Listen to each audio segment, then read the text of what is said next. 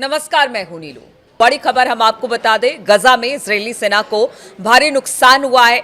बड़ा हमला हुआ है इजरायली सेना पर गजा में। इसी पर बातचीत करने के लिए मयंक मेरे साथ जुड़ गए हैं। मयंक, गजा में बताया जा रहा है इजरायली सेना को मतलब बड़ा हमला उन पर हुआ है। किस तरह से हमला हुआ, किस तरह से उनको निशाना बनाया गया, क्या खबर है इससे लेकर? देखिए, गजा में इजरायली सेना के काफिले पर ये हमला किया गया और अल कासिम ब्रिगेड ने ये हमला किया है। और देखिए, जो बेत हनून इलाका है गजा का, नॉर्दर्न गजा का ये इलाका है, यहाँ पे इजरायली सेना का एक काफिला जो था उस पे हमला निशाना बना के हमला किया गया और अल कासिम ब्रिगेड की तरफ से ये हमला किया गया है।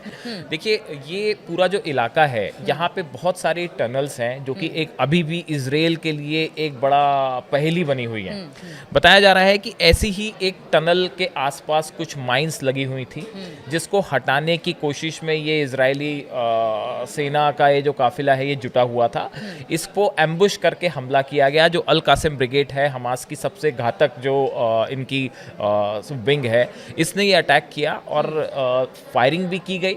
रॉकेट लॉन्चर्स से भी अटैक किया गया और माइंस से भी अटैक हुआ। तो ये 13 अटैक हुआ, जिसमें एक बड़ा इनका जो व्हीकल है इजरायली सेना का, वो तबाह हो गया। अब देखिए, ये पिछले कुछ समय में जब से ये इजराइल ने घातक हमले शुरू किए हैं गजा के ऊपर और लगातार लोग मारे जा रहे हैं गजा में, उसके बाद से जो ये अल कासिम ब्रिगेड है, इसने अपने काम करने के तरीके में बड़ा परिवर्तन कर दिया है, ऐसा माना जा रहा है। देखिए, पहली चीज़ तो अब ये निकल के सामने आई है कि ये कई जगह सोशल मीडिया में चर्चाएं हैं कि करीब 30,000 नए लड़ाके अल कासिम ब्रिगेड ने भर्ती कर किए हैं पिछले कुछ दिनों के अंदर। इसमें बड़ी संख्या में गजा के वो युवा हैं जिनके परिवार का कोई ना कोई सदस्य जो है वो हमलों में मारा गया है। अब उसके बाद देखिए, जो काम करने का इनका तरीका है वो कैसा है। अभी भी गाजा में कई इलाके हैं जहाँ पे बड़े पैमाने में हमास ने सुरंगें बना रखी हैं, अपनी टनल्स बना रखी हैं। और इस टनल्स का जो मुख होता है, जहाँ पे एंटर करने के लिए जो गेट होता है, इसके आसपास माइंस बिछा दी जाती है। और जब इजरायली फोर्सेस इसके करीब जाती हैं तो उन्हें पहले ये माइंस हटाना होता है, क्योंकि देखिए, इस समय इजराइल का मुख्य जो फोकस है, मेन जो फोकस है, वो जो बंधक है उनको छुड़ाने पे है। और बंधकों को ऐसा बताया जा रहा है कि वो इन्हीं में से किसी टनल में हो सकते हैं। तो इसलिए इजरायली सेना एक एक टनल को तलाश करने की जो है वो कोशिश चल रही है। तो जो टनल्स के गेट होते हैं, इस पे माइंस बिछी होती हैं।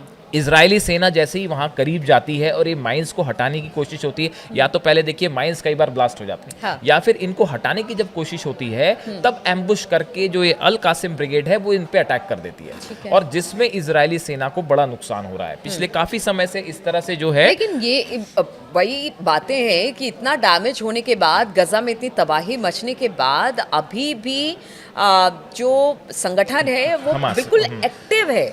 मतलब लगातार वो इजराइल को काहे बगाहे चोट पहुंचा ही रहा है। देखिए, इजराइल की तरफ से जितना हमला पिछले करीब 1.5 महीने में हमने देखा, और बहुत सारे लोग मारे गए, बहुत सारे लोग मारे गए। और अभी एक जो लेटेस्ट खबर आ रही है उसमें तो ये है कि जो यूएन वर्कर्स थे, मेडिकल वर्कर्स थे, इनके ऊपर भी हमला हो गया और काफी सारे वर्कर्स मारे गए, जिसको इजराइल ने स्वीकार किया है कि हमारी गलती थी और ये गलत डिसीजन की वजह से ये हमला हो गया।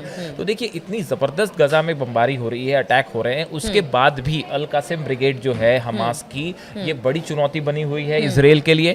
और ये कहा जा रहा है कि पिछले कुछ समय के अंदर जो हम, जैसा कि मैंने बताया कि कहा गया कि करीब 30,000 नए लड़ाके भर्ती किए गए हैं। इसके साथ ही अल कासिम ब्रिगेड ने नए सोर्सेस से हथियार जुटाना भी शुरू कर दिया है। जो पुराने रूट से जो सप्लाईज थी वो बंद होने के बाद अब नए तरीके से फंडिंग रेज करने की कोशिश हो रही है, नए तरीके से हथियारों को जमा करने की कोशिश हो रही है। देखिए, बिना फंडिंग रेज किए हुए, हथियारों को जमा किए हुए आप लगातार इस तरह से डैमेज नहीं कर सकते हैं। बिल्कुल। तो आपको तो कहीं ना कहीं से आपको चाहे हथियार हो या फंडिंग हो मुहैया कराई जा रही है। देखिए, ये जो अल कासिम ब्रिगेड है, जो हमास की विंग है, इसमें इन्होंने जो है 4 पार्ट में अपनी विंग को डिवाइड कर रखा है, इसकी पूरी सेना को। एक है मिसाइल विंग, एक है एयरबोर्न विंग, फिर है ड्रोन विंग और है इंटेलिजेंस विंग। जैसे किसी आर्मी की अलग अलग विंग्स होती हैं, किसी वैसे देश की आर्मी की, बिल्कुल इस तरह की। जो हमने देखा था 7 अक्टूबर को जो हमला हुआ था, आपने देखा था उसमें बड़े सारे पैराग्लाइडर्स जो इजराइल में एंटर किए थे, वो इसकी एयरबॉर्न विंग थी जिसने अटैक किया था अल कासिम ब्रिगेड की। तो अल कासिम ब्रिगेड जो है ये हमेशा से बड़ा पावरफुल रहा है संगठन, और तमाम हमलों के बाद भी, अब भी देखिए 1991 में जो अल कासिम ब्रिगेड है इसकी स्थापना हुई थी, और उसके बाद से लगातार इसकी ताकत बढ़ती आ रही है। और अभी कुछ समय से जो इजराइल ने हमले किए, वो सब तरफ से इनके ठिकानों पे हमले हुए, इनके नेताओं पर हमले हुए, लेकिन उसके बाद भी जिस तरह से अल कासिम ब्रिगेड चुनौती बनी हुई है, और ये लेटेस्ट अटैक है, देखिए ये हमले करने का इन्होंने तरीका पलट दिया है। पहले ये होता था कि शायद आमने सामने की लड़ाई ज्यादा हो रही थी, लेकिन अब एम्बुश करके, क्योंकि आपके काफी ज्यादा नुकसान हो रखा है, कमांडर बहुत सारे मारे गए हैं। तो ये एक नई स्ट्रैटेजी पूरी बनी है अल कासिम ब्रिगेड की और हमास की, कि कैसे इजरायली सोल्जर्स को ट्रैप करना है, कैसे उनको फंसाया जाए अपने जाल में, उसके बाद हमला किया जाए और वो तुरंत वहां से हट भी जाते हैं। तो इजराइल के लिए देखिए, इजराइल के कमांडर ने अभी खुद कहा कुछ समय पहले कि भाई हमारे लिए सोल्जर्स की कमी हो रही है गजा में ऑपरेशंस के लिए, हमारे जो है सैनिक घायल हैं, थके हुए हैं। तो कुल मिला के ये हमास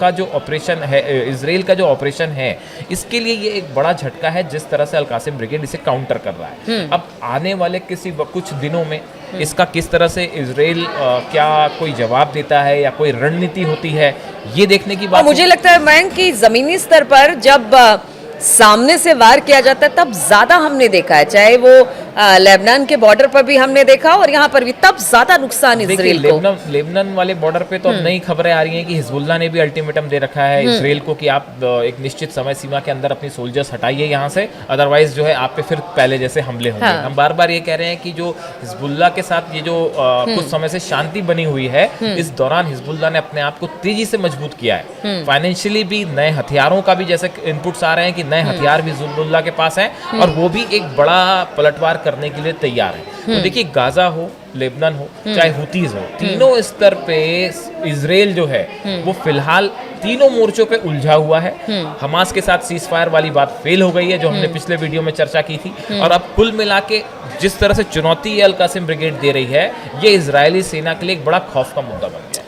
बिल्कुल, तो गजा पट्टी में अल कासिम ब्रिगेड लगातार चुनौती इजरायली सेना के लिए बना हुआ है। इजरायली सेना आगे तो बढ़ती है लेकिन 2 कदम पीछे भी खींच लेती है, क्योंकि हमले इस तरह के हो रहे हैं। अब हर मोर्चे पर चुनौतियों का सामना इस वक्त इजराइल को करना पड़ा है। अब इन चुनौतियों से किस तरह से पार पाएगा इजराइल, लगातार इस पर हमारी नजर बनी रहेगी। आप बने रहिए हमारे साथ।